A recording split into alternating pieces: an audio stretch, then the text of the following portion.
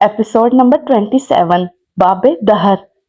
आदमी लड़खड़ा कर पीछे हुआ। इसकी पिस्तौल इसके हाथ से छूट कर गिरी। जुल्खुफ ने तेजी से इसकी पिस्तौल उठाई और इसी के सर पर दे मारी। वो सीधा होने की कोशिश करने लगा, मगर जुल्खुफ ने एक और बार दस्ता इसके मुंह पर मारा।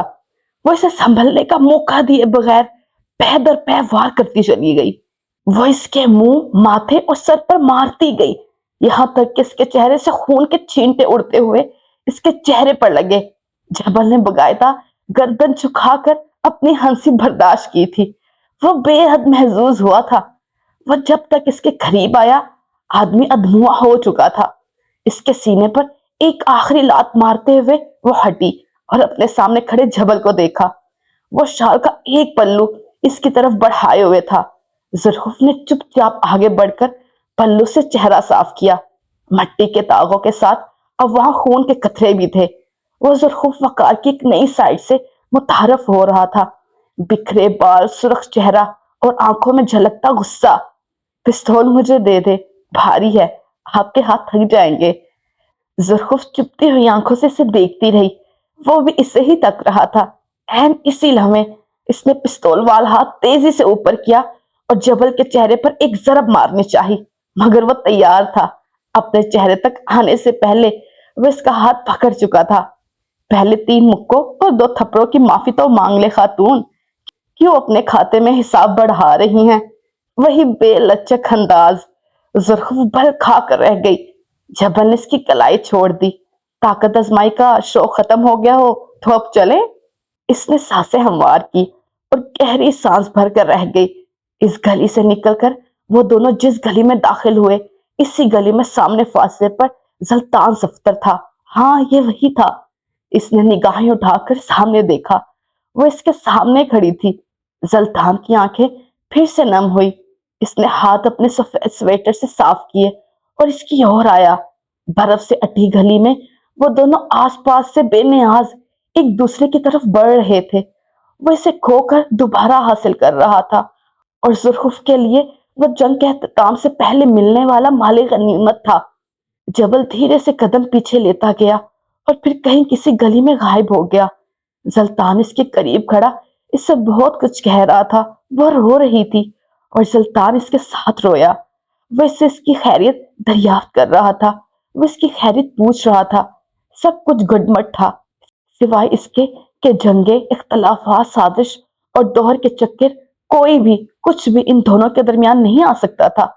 10 साल पहले नहीं, आज नहीं और 10 साल बाद भी नहीं। 11 जनवरी सुबह 9:30 बजे वो एक रिहायशी इलाका था जहाँ कतार दर कतार घर बने हुए थे।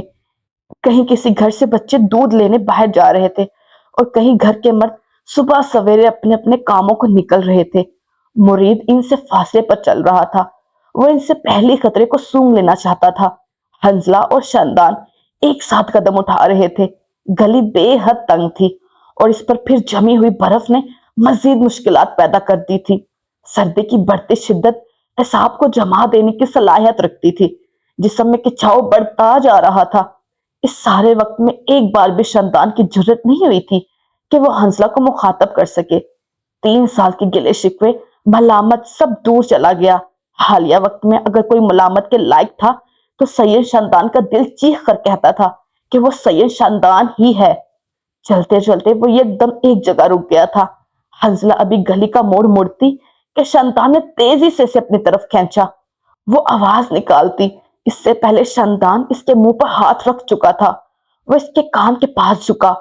कदमों की आहट सुनो, वो लोग इसी तरफ आ रहे हैं। हंसला ठहर सी गई। कदमों की आवाज वाकई बढ़ रही थी। शानदान ने इसके चेहरे से हाथ हटाया, इसका बाजू छोड़ा और इससे आंखों ही आंखों में यहां से चलने का इशारा किया। हंसला ने चेहरे पर हाथ फेरकर खुद को पुरसुकून रखने की कोशिश की। रिवॉल्वर बैग से निकाला और अब वो दोनों दीवार के साथ लगकर मुहतात अंदाज में दूसरी तरफ जा रहे थे, बगैर आहट पैदा किए, चुपचाप, धीरे धीरे। दूसरी तरफ बहराम के साथियों के सामने मुरीद खड़ा था। इनमें से एक कड़ी नजरों ने इसे देखते हुए आगे आया और पश्तों में से घिरकने लगा था।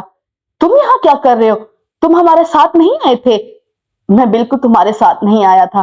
میں عیسیٰ اور حنزلہ کے ساتھ آیا تھا اور یہ جگہ 2 بار چھان مار لی ہے. کہاں گئے وہ بغیرت؟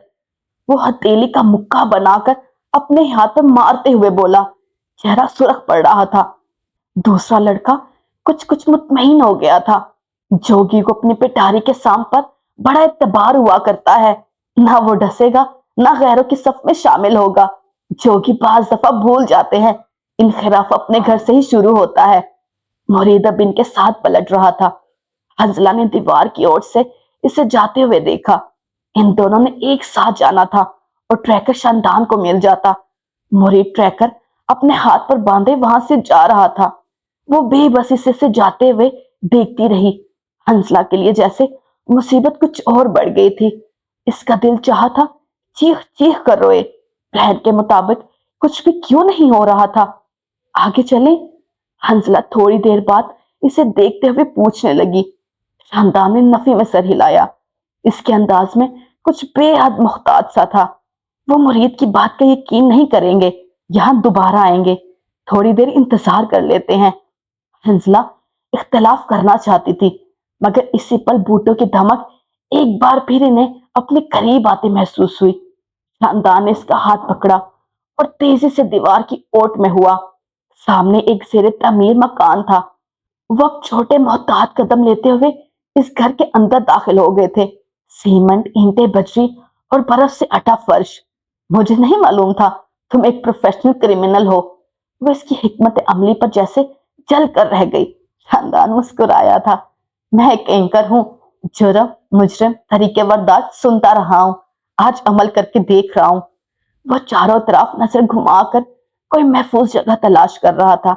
حنزلہ کا ہاتھ اب تک اس کے ہاتھ میں تھا. مجھے تمہارے ساتھ آنے کی کیا ضرورت تھی؟ تم تو خود عادی مجرم ہو. چند منٹ کے اندر اندر مختلف طریقے واردات سکھا چکے ہو. اس نے ہاتھ سے ایک کمرے کی طرف اشارہ کیا. میں کریمنل ہوں اور تم میری مورل سپورٹ ہو، موٹیویشنل بھی. اور اس نے گردن پھیر کر اپنے ساتھ کھڑی لڑکی کو دیکھا. وہ مسلسل مسکرا رہا تھا. اور کیا؟ اس نے شاندان کی گہری آنکھوں میں دیکھتے ہوئے سوال کیا. کچھ نہیں، تم خوامخواہ غصہ ہو جاؤ گی. تم مجھ پر بس غصہ ہی تو ہوتی ہو. وہ ہنس کر بولا. حنزلہ نے اس کے بعد کوئی سوال نہیں کیا.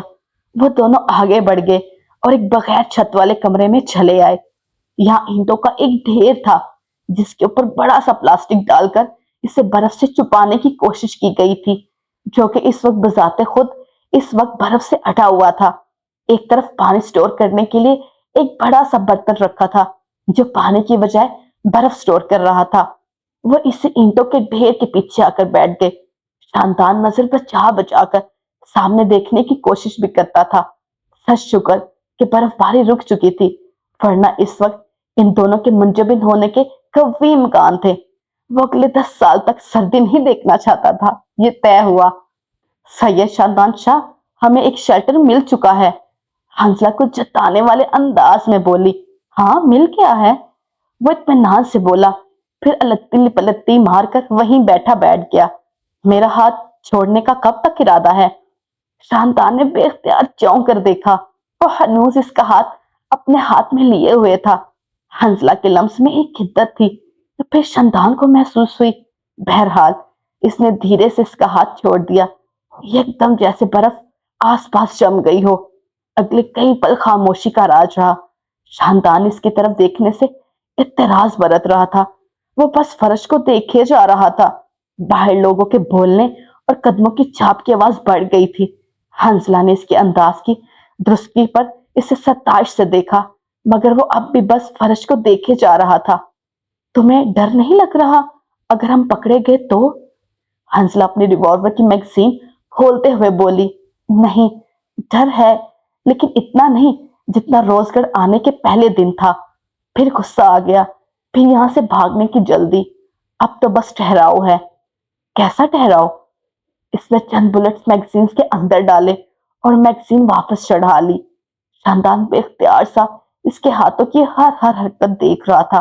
وہ جب لکھتی تھی تب بھی شاندان اس کے ہاتھوں کو دیکھا کرتا تھا.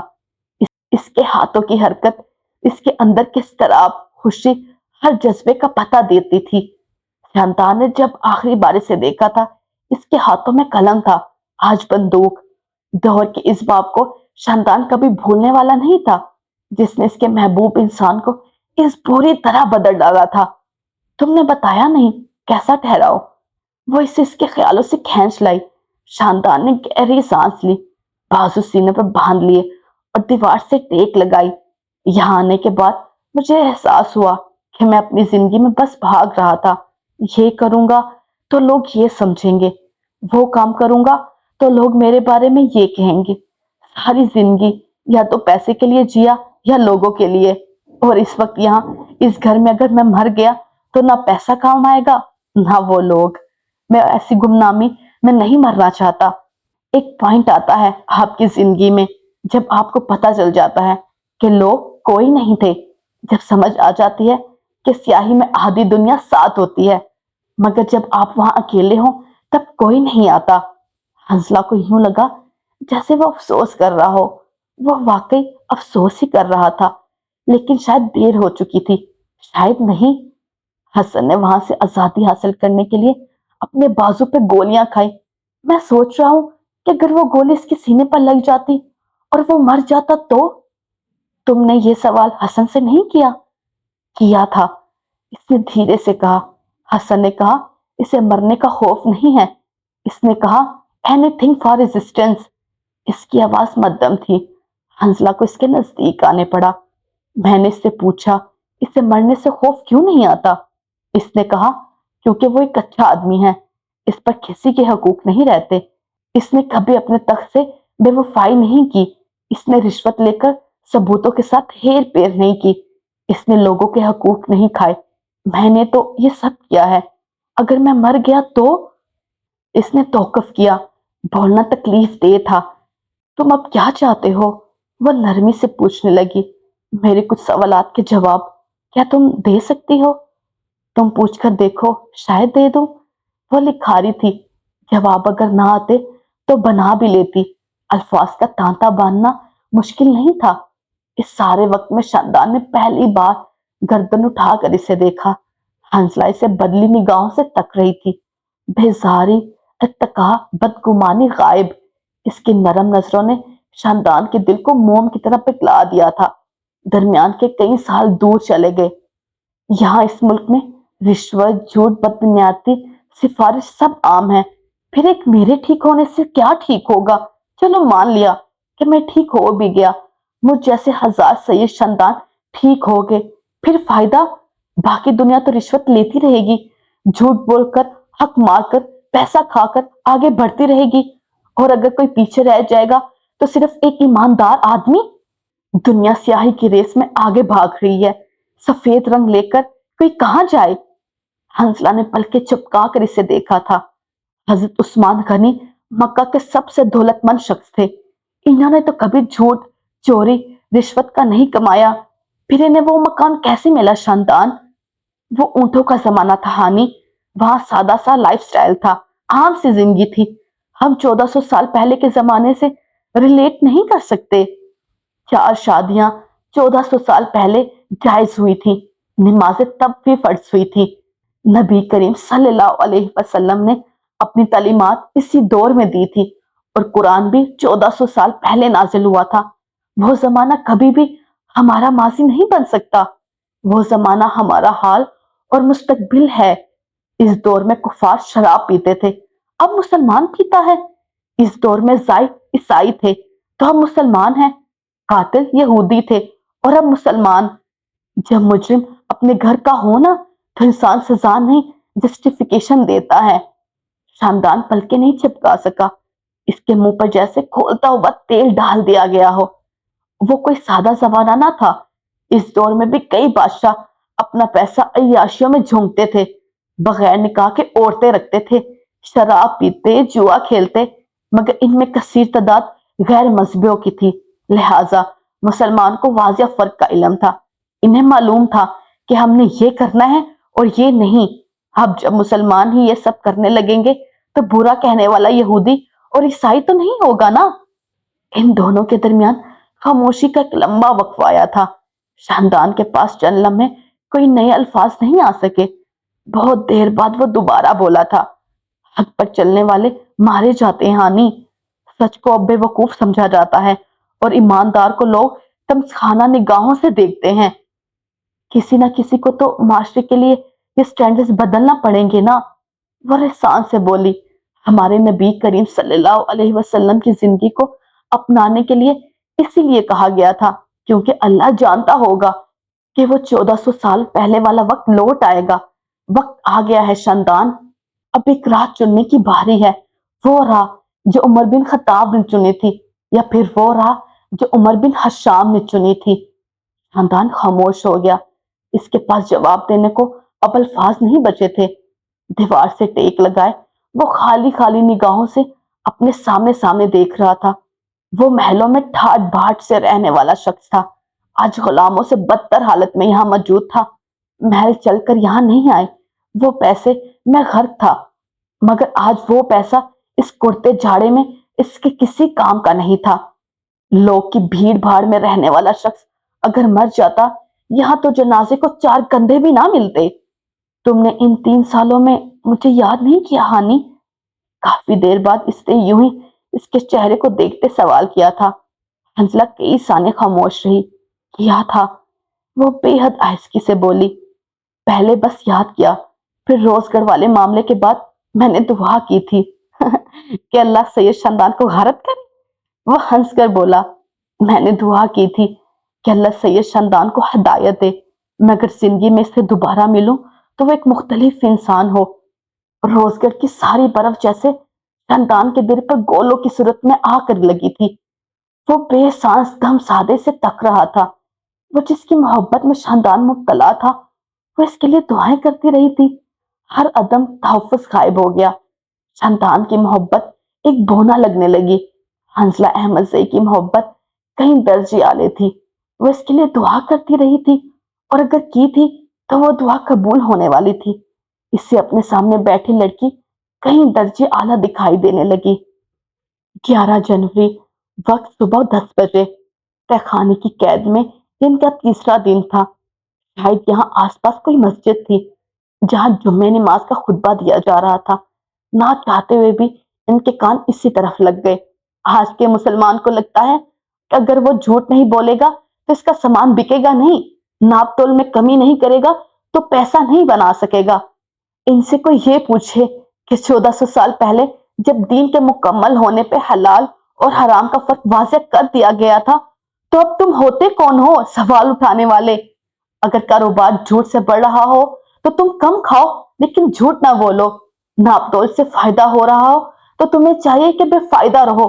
کیوں؟ کیونکہ یہ عارضی ہے۔ پیسہ، دولت، دنیا، آرائش، یہ سب چھوٹ جائے گی۔ اصل زندگی اس کے بعد شروع ہوگی۔ اصل گھر جنت جہنم میں سے چننا ہے۔ کیا تم اتنے باغی ہو کہ آخر کے بدلے دنیا لینا چاہو گے؟ اسیر پہلو بدلنے لگے تھے۔ انہوں نے ظاہر کیا کہ ان کے کان بند ہیں، وہ یہ سب سننا نہیں چاہتے تھے۔ دنیا کی محبت نے ان کے دل سیاہ کر دیے تھے۔ اجالا اب آنکھیں نہ بینا کیے دیتا تھا۔ سلطان صفدر کے ہاتھ میں موجود گھڑی اب ایک سیدھا راستہ دکھائی دے رہی تھی، ایک سیدھی لائن، اور اس لائن کے اختتام پر سب سٹک، ان کی منزل، بس وہ ایک عمارت۔ یہاں زیادہ گھر نہیں تھے، اکا دکا مکان دور دور سے کہیں نظر آ جاتا تھا۔ ہر طرف اونچے لمبے درخت تھے۔ اب ذرا آگے جا کر بلاخر ایک رہائشی علاقہ آیا تھا۔ وہ بار بار اپنے ساتھ چلتی زرخف کو دیکھ رہا تھا، اس سے ڈر تھا وہ اسے کھو دے گا۔ روزگڑھ نے سلطان کے دل کے ساتھ بڑا برا کیا تھا۔ کیا لگتا ہے باقی سب چلے گئے ہوں گے؟ برف پر چلتے چلتے زرخف نے سوال کیا۔ نہیں، زبراج کے جوتوں کی وجہ سے اس کے ٹانکے ادھیڑ گئے ہوں گے۔ اگر نہیں بھی ادھڑے تو وہ مسلسل 3 گھنٹے نہیں چل سکا ہوگا۔ برف باری 2 گھنٹے پہلے رکی تھی۔ یہاں نہ ان کے بوٹوں کے نشان ہیں، نہ کسی قسم کے گھسیٹے جانے کے۔ وہ دونوں یہاں نہیں آئے، یعنی وہ دونوں اب بھی روزگڑھ سے نہیں نکلے۔ یہ بھی ہو سکتا ہے کہ جہاں ان کے حصے کی سرنگ ختم ہوئی ہو، وہاں سے یہاں تک کا رستہ بہت چھوٹا ہو۔ وہ مسلسل اپنی گھڑی کو دیکھ رہی تھی۔ منزل قریب تھی، دل کو خوش ہونا چاہیے تھا، مگر وہ نہیں ہوا۔ وہ یہاں رکنے کی طویلیں گڑ رہی تھی۔ ہم سب کے ٹریکر میں 3 گھنٹے کا سفر تھا۔ ہم سب کے بیگز میں سامان مختلف تھا، لیکن کھانے کی مقدار ایک ہی تھی۔ یعنی ان کا فاصلہ بھی اتنا ہی ہے اور راستہ بھی۔ تم یہاں سے جاتے ہی کل کاغذات نامزدگی جمع کرواؤ گے؟ 2 گھنٹے سے رکی برف باری دوبارہ شروع ہو گئی تھی۔ وہ کبھی مکانوں کی اونٹ میں ہو جاتے، کبھی دکانوں کے چھبے تلے۔ میں یہاں سے آج نہیں جا رہا۔ وہ جس نارمل انداز میں بولا تھا، ظروف اتنی ٹھٹکی تھی۔ میں جب تک اپنے دوستوں کو اپنے سامنے یہاں سے جاتے ہوئے نہ دیکھ لوں، میں یہاں سے نہیں جا سکتا۔ اور میں تمہاری سمل کو کیا نام دوں؟ وہ بگڑ کر بولی، انسانیت، بہادری، قیادت، تینوں میں سے جو بہتر لگے۔ اس نے کھندے اچکائے۔ میں یہاں سے بھاگنا چاہتا تھا، چاہتا ہوں، لیکن اکیلا نہیں۔ میں نے اپنی زندگی کے بہترین سال جن لوگوں کے ساتھ گزارے ہیں، میں نے نہیں چھوڑ سکتا۔ بزدل نہیں ہوں، میں بغیرت بھی نہیں ہوں۔ یہاں سے جاؤں گا تو اپنے چاروں لوگ لے کر جاؤں گا، ورنہ 4 کندھوں پر جاؤں گا۔ وہ فیصلہ کر چکا تھا اور اس کے انداز سے واضح تھا، یہ فیصلہ ابھی نہیں ہوا۔ ظروف کی آنکھوں میں بے اختیار نمی امڑ آئی۔ سلطان ہونٹ کاٹنے لگا تھا۔ کچھ تھا جو اس کے دل میں کانٹے کی طرح چبھا تھا، اور اسے نکالتے ہوئے تلوار چبھنے کی سی تکلیف ہوتی تھی۔ بہت سوچا ہے میں نے، بہت زیادہ۔ کوئی دلیل نہیں ہے جو ظلم اور مظلومیت کے درمیان کچھ تیسرا لے آئے۔ کوئی دعویٰ نہیں جس سے میں روز گھر کو جھوٹا قرار دوں۔ جھوٹا، کرپٹ، مکار سب ہوں میں، ظالم نہیں ہوں۔ یہ سب ہم نے نہیں کیا سلطان، ہمارا کوئی قصور نہیں ہے، ہم ظالم نہیں۔ ظلم کے خلاف نہ بولنے والا بھی ظالم ہے، اور سہنے والا بھی۔ اسلام ہمیں ظلم کی مزاحمت سکھاتا ہے، اور دنیا مصالحت۔ اس نے تلخی سے سر جھٹکا، اور مصالحت میں سکون ہے۔ باخدا وہ بس کہہ رہی تھی، بس کچھ سوال پیش کر رہی تھی، ورنہ اس کی نظریں اب منزل کی سبز بتی سے ہٹ چکی تھی۔ وہ دل کی آواز پر لبیک کہہ چکی تھی، اسے یہاں سے نہیں جانا تھا۔ یہ سکون وقتی ہے، یہ زندگی بے عارضی ہے۔ پل سے رات پر کھڑے ہو کر اگر میرا پاؤں ان مظالم پر نہ بولنے کی وجہ سے پھسل گیا تو روزے محشر ساری کائنات کے سامنے، اپنے اللہ اور رسول صلی اللہ علیہ وسلم کے سامنے ایسی سختی سے ڈر لگتا ہے مجھے۔ اب کے ظروف کچھ نہ بولی۔ برف ہر اور سفید چادر تان رہی تھی، امن کی یا موت کی کون جانے۔ وہ چلتے ہوئے بس سلطان کو سنتی رہی۔ میں جبل خان سے دوبارہ ملوں گا، اسے ایک پلان سمجھاؤں گا۔ اس وقت میرے پاس پاورز نہیں، لیکن میں اسے یقین دلاؤں گا کہ پاورز آتے ہی میں روزگار کا حق ادا کروں گا۔ میں سب فکس کر دوں گا، تم یہاں سے جاؤ۔ سرخوف چلتے چلتے ایک جگہ ٹھہر گئی تھی۔ سلطان کو بھی اس کے لیے رکنا پڑا۔ وہ اسے دیکھ رہی تھی۔ سلطان ہمیشہ اسے ہی دیکھا کرتا تھا۔ کچھ چیزیں ان دونوں کے درمیان کبھی نہیں بدل سکتی تھی۔ میں نہیں جاؤں گی۔ سلطان کے لیے یہ الفاظ حیران کن نہیں تھے۔ ہاں، یہ فیصلہ اسے اس کا دل بھی سنا چکا تھا۔ زی، یہ سنہری موقع ہے اس ریڈ ٹریپ سے نکلنے کا۔ اس سے بہتر اور کوئی موقع مر کر بھی نہیں ملے گا۔ تمہیں جانا ہوگا، میں باقیوں کو لے کر آ جاؤں گا۔ تم جاؤ، مجھے یہاں چھوڑ دو۔ اس کی آنکھوں میں پانی بھرنے لگا۔ سلطان کے سینے میں کوئی درد سا اٹھا تھا۔ میں تمہیں چھوڑ ہی تو نہیں سکتا، 10 سال پہلے بھی تو چھوڑا تھا، اس نے شکوہ کیا۔ وہ چند پل اسے تکتا رہا، پھر 2 قدم آگے آ کر عین اس کے سامنے کھڑا ہوا۔ آسمان سے گرتی برف آس پاس پھیلے خوف کے سائے سے بے خوف اس کے سامنے، اس کے نزدیک کھڑا تھا، اس کی آنکھوں میں دیکھتا ہوا۔ 10 سال پہلے غلطی کی تھی، اب نہیں کروں گا۔ اعتراف تھا، ندامت تھی، یا لجاجت؟ ظروف کو فرق کرنے میں دقت ہوئی۔ وہ پلکیں جھپکنا بھول گئی تھی۔ سلطان صفدر نے ایک لمبے عرصے بعد کوئی اعتراف کیا تھا۔ وہ دھیرے سے اس کا ایک ہاتھ اپنے ہاتھ میں لے رہا تھا۔ میں اپنی غلطی سدھارنا چاہتا ہوں، کیا تم مجھے موقع دو گی؟ وہ بے سانس سے دیکھتی رہی۔ دور کہیں سے گولیاں کی آوازیں آتی تھی، بھاری بھوٹوں کی دھمک لمحہ با لمحہ قریب آتی، اور اس پہ یہ اظہار۔ سلطان نے اس کا دوسرا ہاتھ بھی اپنے ہاتھ میں لیا۔ ظروف کے ہاتھ لرز رہے تھے، اس کی آنکھوں میں نمی تھی۔ میرے کچھ مسائل تھے، کچھ مجبوریاں، یا شاید انسیکیورٹی، لیکن میں غلط تھا۔ باقی ہر شے غلط تھی سوائے میری فیلنگز کے۔ اس نے سر جھکا لیا تھا، دل میں جیسے ٹھیسیں اٹھتی تھی۔ وہ منظر جس میں بہرام نے ظروف کے سر پر بندوق رکھی تھی، وہ جب اس نے مڑ کر دیکھا اور ظروف اس کے ساتھ نہیں تھی، وہ منظر اب تک سلطان کی جان نکال رہا تھا۔ وہ اس منظر کو آدھی زندگی نہیں بھولنے والا تھا۔ میری منگنی ٹوٹ گئی، تم نہیں آئے۔ اس نے گیلے لہجے میں گلا کیا۔ کتنے سالوں بعد پہلا شکوہ۔ میں آیا تھا لیکن تم ان دنوں بہت اپسیٹ تھی۔ مجھے وہ وقت مناسب نہیں لگا۔ مجھے لگا تم مجھے خود غرض سمجھو گی۔ ایک اور ندامت بھرا اعتراف۔ میں 3 سال سنگل رہی، تم نہیں آئے۔ ان دنوں تم میری فیملی کے خلاف کیس لڑ رہی تھی۔ میں کس طرح بات کرتا اور کیا بات کرتا؟ ہمارے خاندان کے درمیان کشیدگی تھی۔ تمہارے ابا میری اور میری چچا کی شکل تک نہیں دیکھنا چاہتے تھے۔ اس کی آواز مدھم تھی، گردن ہنوز جھکی ہوئی۔ وہ مدھم لہجے میں توجیہات پیش کر رہا تھا، نادم سا۔ وہ آج ہر الزام قبول کر رہا تھا۔ تم میرے باپ کے مرنے پر نہیں آئے۔ میں نے تمہارا بہت انتظار کیا۔ تم وہ واحد انسان تھے جس کے ساتھ میں رونا چاہتی تھی۔ وہ رو پڑی تھی، بلند آواز میں روتے ہوئے اس کی ہچکیاں بندنے لگی تھی۔ میں نے کتنی دفعہ تم سے چیزیں سارٹ آؤٹ کرنے کی کوشش کی، تم نے ہمیشہ اپنی انا کو ترجیح دی۔ بابا کی موت کے بعد مجھے ایک کال نہیں کی، ایک میسج نہیں ہوا تم سے سلطان۔ آپ کے سلطان نے گردن اٹھائی تھی۔ اس کی آنکھیں سرخ اور کیلی تھی، ہلکی بھوری آنکھیں کان جیسی سرمئی آنکھوں سے ملی۔ وہ آنکھیں اپنے تمام جرم تسلیم کر رہی تھی۔ میں نہیں آیا کیونکہ میں جانتا تھا تمہارے باپ کا قتل کس نے کیا ہے۔ اس نے زرخوف کے ہاتھوں کو ٹھنڈا پڑتے محسوس کیا۔ اس نے زرخوف کے ہاتھوں کو بے جان ہوتے محسوس کیا۔ اگر میں آ جاتا تو میں تمہیں بتا دیتا، وہ تم سے زیادہ طاقتور لوگ تھے۔ تم ان کے خلاف جاتی اور تمہارا نقصان ہوتا۔ میں تمہیں پروٹیکٹ کرنا چاہتا تھا۔ میں جانتی ہوں میرے بابا کو کس نے قتل کیا تھا۔ وہ جیسے ہل نہیں سکا۔ اس کی آنکھوں میں ڈھیر سا تحریر ابھرا۔ میں چاہتی تھی تم آؤ تاکہ میں تمہارے ساتھ مل کر کوئی حکمت عملی اختیار کروں۔ تم تو ہمارے لیڈر تھے نا، تم پھر بھی نہیں آئے۔ وہ چہرہ جھکا گئی، آنسو اب سلطان کے ہاتھوں پر گرنے لگے تھے۔ وہ کئی لمحے بے سانس رہا۔ اس کی انکہی کتنے مسائل کھڑے کر چکی تھی، وہ اب ان کا شمار بھی نہیں کر سکتا تھا۔ اس کی انا نے کتنی دیواریں کھڑی کر دی تھی، وہ اب انہیں توڑ بھی نہیں سکتا تھا۔ 3 دن بعد میرا نکاح ہے۔ سلطان نے اس کے ہاتھوں پہ گرفت سخت کر دی۔ پہلی بار اسے خوف آیا تھا، حد سے زیادہ خوف۔ اس عورت کو جانے دینا اب اس کے بس میں نہیں رہا تھا۔ میں اس شادی سے خوش ہوں۔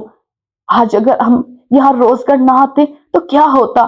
تم اب بھی مجھ سے وہ سب نہیں کہتے، تم اب بھی مجھے معذرتی ٹیکس یا کال نہیں کرتے۔ اس نے ایک جھٹکے سے سلطان کے ہاتھوں سے اپنا ہاتھ نکالے۔ تم آج بھی اناپرست اور خود غرض رہتے، بالکل ویسے جیسے 10 سال پہلے تھے۔ میں خود غرض اور اناپرست نہیں تھا۔ اس نے نرمی سے زرخوف کی بات کاٹی۔ میرے طریقے غلط تھے، میری محبت نہیں۔ مجھے کہنا چاہیے تھا، چاہے حالات جیسے بھی تھے، چاہے درمیان میں کچھ بھی ہوتا، مجھے کہہ دینا چاہیے تھا کہ… وہ ایک لمحے کو رکا۔ روزگار کے آسمان سے گرتی برف نے اس کے منہ سے کچھ سننے کی خواہش کی تھی۔ یہ تختہ ہوائیں مختلف رخ پر بہنے لگی تھی کہ سلطان صفدر اگر کسی کے لیے پیور ہے تو وہ تم ہو۔ اگر میں کسی کے لیے سیاست چھوڑ سکتا ہوں تو وہ تم ہو۔ اگر میں کسی کے لیے انسیکیور ہو سکتا ہوں تو وہ بھی تم ہو۔ میں اگر کسی کے لیے جگہ تبدیل کر سکتا ہوں تو وہ بھی تم ہو۔ تم انتہائی گھٹیا آدمی ہو سلطان۔ 3 دن بعد میری شادی ہے۔ میں واقعی بہت گھٹیا آدمی ہوں، لیکن اگر میں کسی کو کوئی بات نہیں کہہ کر معاف کر سکتا ہوں تو وہ تم ہو۔ تم نے بہت دیر کر دی، اب کچھ نہیں ہو سکتا، بلکہ میں کچھ کرنا نہیں چاہتی۔ میں اگر کسی کی منت کر سکتا ہوں تو وہ بھی تم ہو۔ میں اپنے ہونے والے شوہر کے ساتھ بہت خوش ہوں اور میں بھلا اسے کیا کہہ کر منع کروں گی؟ جاری۔ رک جائے رک جائے رک جائے، آپ نے اس ویڈیو کو لائک کیا؟ نہیں کیا نا تو پلیز لائک کر دے، اور چینل کو سبسکرائب کیا؟ وہ بھی نہیں کیا ہوگا یقیناً، تو وہ بھی کر دے پلیز۔ اور اینڈ پہ کمنٹ کیا آپ نے؟ نظر آ رہا ہے آپ نے کمنٹ نہیں کیا، تو وہ بھی کریں تاکہ پتہ چلے یہ ویڈیو کہاں سے دیکھی جا رہی ہے۔ ٹیک کیئر، اوکے، اللہ حافظ، take care, tata, bye bye.